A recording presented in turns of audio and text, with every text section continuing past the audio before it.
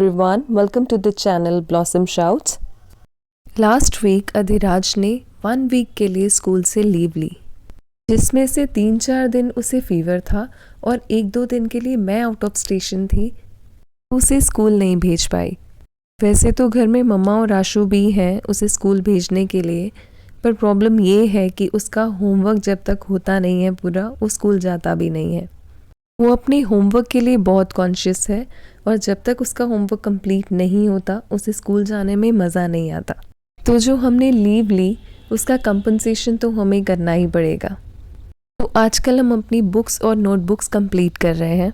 15th Feb से हमारे exam start होने वाले हैं और बचा हुआ कोर्स भी टीचर्स फटाफट फिनिश करवा रही हैं। सेशन एंड होने के साथ साथ बच्चों को कई सारी ग्रेडेड एक्टिविटीज़ रोज़ करने को मिल रही हैं, जिसे कराने बैठो तो हमारा बहुत सारा ब्रेन तो खर्च होता ही है, टाइम भी बहुत सारा चाहिए होता है। इसके साथ साथ एग्ज़ाम्स पास ही आ रहे हैं तो रेगुलर का लर्निंग वर्क भी काफ़ी हो जाता है और बच्चों को इस वक्त अगर टाइम नहीं दिया तो बहुत लॉस होगा। तो इस वक्त प्रायोरिटी बेटे की हेल्थ और उसके एग्ज़ाम्स हैं, इसलिए सारा फोकस उसी पर ही है। स्कूल में असाइनमेंट है कि हमको वो किसी चीज़ की एडवर्टीज़मेंट करनी है, तो मैंने किट कैट जो कि मेरी फेवरेट चॉकलेट्स में से आती है उनका उसकी फर्स्ट कॉपी क्रिट ढूंढी है कहीं से। तो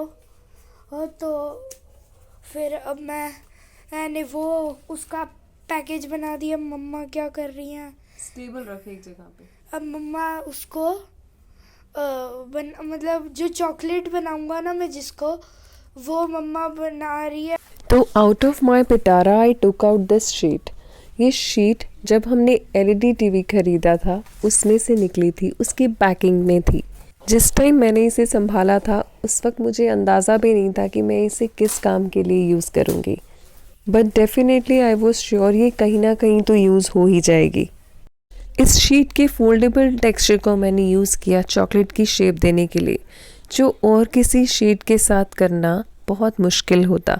इस शीट से वो आराम से हो गया, क्योंकि इस शीट में मुझे फोल्ड करने के लिए कोई क्रीज बनानी ही नहीं पड़ी, वो ऑलरेडी बनी हुई थी, तो मेरे लिए एक एडवांटेज हो गई।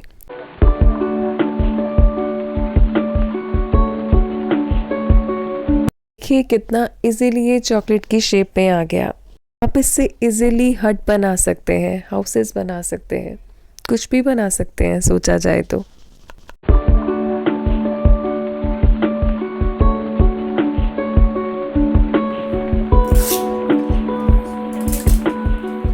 धीराज के स्कूल में एक्टिविटी थी, उसे कोई न्यू प्रोडक्ट बनाकर एडवर्टाइज करना था, तो उसने डिसाइड किया कि वो एक चॉकलेट लेकर जाएगा। चॉकलेट की शेप तो रेडी हो गई, अब बस मैंने इसके ऊपर फॉइल पेपर लगाया है ताकि ये ओरिजिनल चॉकलेट लगे। देखिए ऐसे।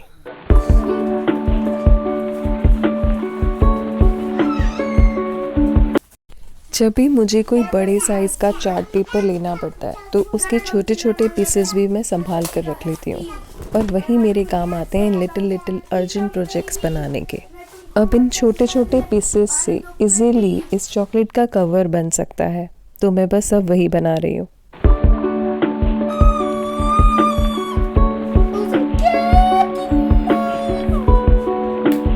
इस टाइम रात के 11:30 बज रहे थे और इन बंदरों को नींद नहीं आती। पापा आज आउट ऑफ स्टेशन गए हुए हैं, इसलिए ये पूरे मोमेंट्स एंजॉय कर रहे हैं। मैं याद है जब हमारी YouTube ये फर्स्ट वीडियो डली थी तब हमें कितनी खुशी हुई थी लास्ट टाइम, है ना। आशु हेल्प कर रही है चॉकलेट का नाम डिसाइड करने में और कवर पेज बनाने में, और अधिराज के तो जोक्स ही ख़त्म नहीं होते, उसकी तो नॉर्मल बातें भी जोक होती हैं। वैसे तुम लोग दूध क्यों गिरा रहे हो, तुम्हें पता नहीं है पैसे वेस्ट, तुम लोग खाना वेस्ट होता है।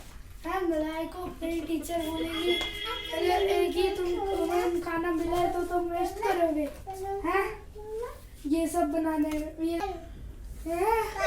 तुम्हें मिला है तो तुम वेस्ट करोगे हैं। ये ले chocolate white delight.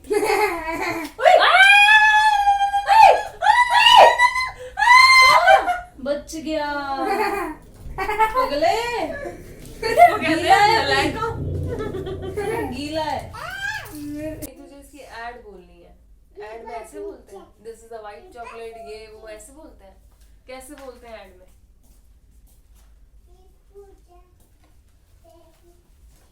Hello everyone, ये नहीं बोलते ऐड में, ऐसे बोलते हैं। I am introducing white delight chocolate, which is made of milk and Condensed milk. which is made of condensed milk and getting freezed. ये तो तू वो बता रहा है इसका डिस्क्रिप्शन। नहीं, एक वो बोल, जैसे उसका होता है ना, Amul the taste of India, ऐसे करके कुछ हो। ऐसे। अमूल दूध पीता है इंडिया। हाँ, जैसे ये है ना, वैसे तुझे इसके लिए कुछ बनाना पड़ेगा। तो ये देखिए, ये मेरे पास कई सारी बुक्स रखी हुई हैं जो बहुत पुराने टाइम से मेरे पास रखी हुई हैं, जब अधिराज प्री प्राइमरी में था। ये देखिए, ये वाली बुक, ये प्री प्राइमरी की बुक है हमारी।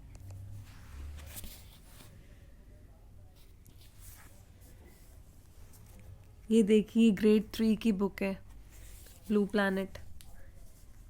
और ये इसकी हेल्प से मैं कई सारे प्रोजेक्ट्स बना लेती हूँ। इनमें से पिक्चर्स अच्छी अच्छी मिल जाती हैं। अब मैं आपको दिखाती हूँ, एक प्रोजेक्ट में अभी बनाने वाली हूँ। आप देखिए मैंने वो कैसे बनाया। अच्छी अच्छी पिक्चर्स हमें इसमें से मिल जाएंगी और एक free of cost project ready हो जाएगा। अब देखिए, मेरे को टाइगर की पिक्चर चाहिए, तो टाइगर मेरे पास यहाँ पे भी है और टाइगर मेरे पास यहाँ पे भी है। तो मुझे ज़्यादा जो भी अपीलिंग लगेगा मैं उसे यूज़ कर लूँगी। तो पिक्चर काटते हुए याद रखिए कि साथ वाली पिक्चर ना कट जाए, वो बची रहे, ताकि नेक्स्ट टाइम किसी प्रोजेक्ट में वो भी आपके काम आ सके। तो जो मुझे अपीलिंग पिक्चर्स लगी वो मैंने कट कर ली है। एक्चुअली अधिराज को मिला है नेशनल सिंबल्स पेस्ट करने के लिए, तो मैं वही प्रोजेक्ट रेडी कर रही हूँ। मैंने सब पिक्चर ले लिए हैं, ये national tree, banyan tree, national currency and national fruit, national bird, national flag, national flower, national animal and national emblem and national spot and national, this is national river Ganga. And actually ये बहुत छोटी छोटी pictures लग रही हैं। इसको और appealing हम कैसे करते हैं? अच्छा, पहली चीज़, जब भी आप कोई पिक्चर को कट करेंगे तो थोड़ा सा मार्जिन लेके कट कीजिएगा, जिससे कि ये थोड़ी सी ब्यूटीफुल लगती है। ठीक है, आउटलाइनिंग सी लगती है इस पर हुई हुई। चलिए, और दूसरी चीज़, अब ये छोटी छोटी पिक्चर है, इसको हम ज़्यादा अपीलिंग करने के लिए इसको चार्ट पेपर के ऊपर लगा सकते हैं और फिर हम चार्ट पेपर के साथ इसको कट कर सकते हैं। मैं आपको वही करके दिखाती हूँ। अब ये देखिए, ये है तो मेरे पास बहुत बड़ा चार्ट, पर मुझे इसमें ही छोटी छोटी पिक्चर्स ही तो पेस्ट करनी है। तो मैं सिर्फ इसका इतना हिस्सा निकालूंगी, जिसमें भी ये मुझे कॉर्नर से निकाल लूँगी, जिसमें ये पिक्चर्स आसानी से पेस्ट हो सकें। छोटी छोटी पिक्चर्स हैं, आसानी से पेस्ट हो जाएंगी इतने एरिया में, और बॉर्डर भी मिल जाएगा मुझे।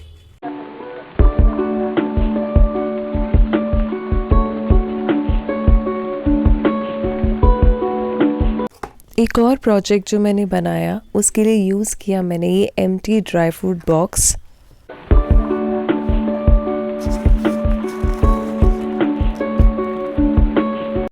तो बॉक्स को मैंने इस तरीके से लगाकर टेप की हेल्प से अच्छे से सिक्योर कर लिया है।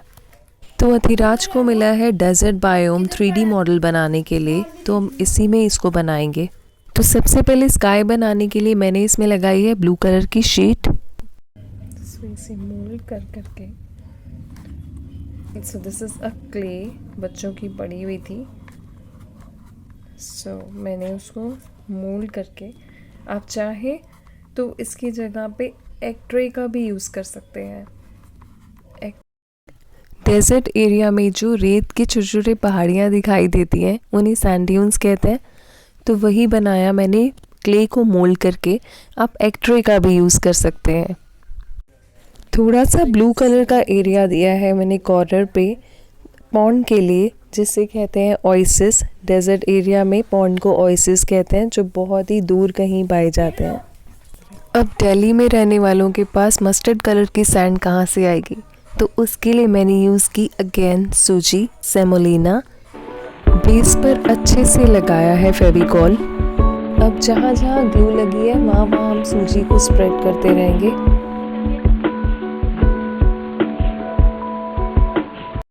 सैंड ड्यून्स के ऊपर थोड़ा सा बेस पे हर जगह पे आपको फेविकॉल लगाकर ऐसे ही सूजी गिरानी है और उसके बाद एक्स्ट्रा सूजी रिमूव कर लेनी है। अब हम सैंड के लिए यूज़ करेंगे मस्टर्ड कलर। थोड़ा सा डैप डैप करके लगाएंगे, अच्छा सा ग्रैन्युलर इफेक्ट आएगा सैंड का। धूप पड़ने की वजह से सैंड काफ़ी शाइन करती है, तो इसके लिए आप इसमें मेटालिक गोल्डन कलर यूज़ कर सकते हैं। ओएसिस के पास थोड़ी नेचुरल वेजिटेशन होती है, तो उधर थोड़े से ट्रीज़ लगाए हैं और कैक्टस मैंने पेपर से बनाकर लगाया है। अधिराज के टॉडलर टाइम के कुछ टॉय एनिमल्स पड़े थे, उनमें से मैंने कैमल निकाल कर लगा दिया है। स्काई में मैंने कॉटन की हेल्प से थोड़े थोड़े क्लाउड्स भी बनाए थे और सन भी बनाया था, बट वो अनफॉर्चुनेटली वीडियो मुझसे मिस हो गई है, सो आई एम सॉरी। एक दिन बैठे बैठे दिमाग में एक आइडिया आया। अधिराज का काम करते करते आसपास कलर्स तो फैले ही थे, तो उस आइडिया को एक पेपर पर उतार दिया। एक DIY बनाने का सोच रही हूँ। कुछ इस तरीके का दिखने वाला एक वॉल हैंगिंग बनाना चाहती हूँ, बट अभी ये सिर्फ एक आइडिया ही है। होपफुली नेक्स्ट वीडियो तक ये पॉसिबल हो पाए। सो स्टे ट्यून्ड, मैं कभी भी इस आइडिया को आप तक ला सकती हूँ। एक और काम जो मुझे हर रोज़ बिज़ी रखता है शाम को, वो है अधिराज को इस बास्केटबॉल कोर्ट में लाना। 1.5 आवर वो यहाँ खेलता है और तब तक मैं फ्री होती हूँ। फ्रेंड्स तो हमारी हर जगह बन ही जाती हैं, पर किसी दिन फ्रेंड ना भी आई हो तो मैं अपनी बुक साथ में लेके आती हूँ। यहाँ इतना बड़ा कॉरिडोर है जहाँ पे पूरा टाइम मैं वॉक भी कर सकती हूँ और बुक भी रीड कर सकती हूँ। समटाइम्स मैं यहाँ पर वॉक करते करते एडिटिंग भी कर लेती हूँ। तो जो आज मैंने रीड किया वो ये है कि इस वर्ल्ड में ना नथिंग इज़ परमानेंट। अगर हमारा ब्रेन ये चीज़ समझ ले तो हमें किसी चीज़ को खोने का उतना पेन नहीं होगा। पर इसका मतलब ये नहीं कि हम हर चीज़ को लेकर पेसिमिस्ट बिहेव करें कि ये चीज़ तो यार हमारी लाइफ में परमानेंट रहेगी ही नहीं, फिर इसको टाइम देने का क्या फ़ायदा। अगर अपने मन में हम नेगेटिविटी लेकर चलेंगे तो ऑब्वियसली हम सैड हो जाएंगे, पर ये सैड होने की बात नहीं है। This is reality. But we should instead love the things and respect and value the things we are getting even for a shorter period of time.